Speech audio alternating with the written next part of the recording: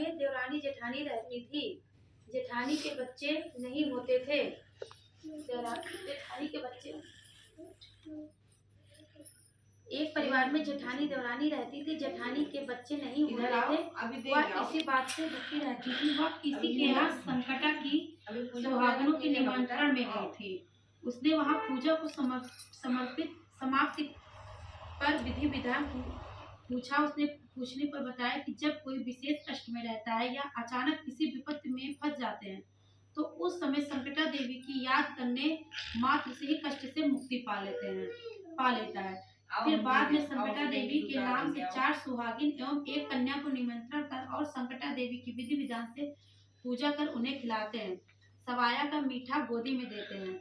उसी का भोग संकटा देवी को लगाते हैं। जो व्रती पूजा करने वाला उसे बुलाती, वह 4 सुहागिन एवं 1 कन्या के हाथ में थोड़ा सा मीठा अपनी झोली आंचल में लेती है। तब सुहागिनें वह कन्या को वह प्रसाद स्वीकार करती। खाने के बाद यदि प्रसाद बच जाता है या नहीं खा पाती है तो उसे अपने घर ले जाकर उसे भोग को पति या लड़कों को दे सकती है। कन्याओं को नहीं देना चाहिए। जब जेठानी ने ऐसी संकटा देवी की महिमा सुनी तो वह तुरंत ही देवी जी के सामने दिल से अपने कष्ट को बताया। कहा कि हे देवी, मुझे एक पुत्र प्राप्त हो जाए तब मैं सुहागले कराऊंगी। सच्चे दिल से कहने पर देवी ने प्रसन्न होकर तुरंत वरदान दे दिया। उसी महीने में उसके गर्भ में माँ के प्रताप से पुत्र प्रवेशता हुई और 9 महीने बाद एक सुंदर पुत्र प्राप्त हुआ। पुत्र प्राप्त कर वह बहुत खुश हुई। उसने अपने पति से कहा कि मुझे संकटा देवी ने पुत्र दिया। मैंने सुहागिन का संकल्प किया था, उनको खिलाना है। पति ने कहा अभी बहुत हित है, पस्ती होने पर सुहागिले को करा देना। पस्ती आई, फिर कहा मुंडन, छेदन, जनेऊ विवाह में करा देना। इस प्रकार टलते टलते अब लड़के की शादी होने को चली। सुहागिले करना भूल गई। अब जैसे ही बाराती शादी करके लौट रहे थे, अचानक लड़के को प्यास लगी। वह पानी पीने कुएं के पास गया। पानी निकालने के लिए कुएं में बाल्टी डाली तो देवी ने अपने पास खींच लिया। लोप हो गया। बहुत खोजने के बाद भी वह नहीं मिला।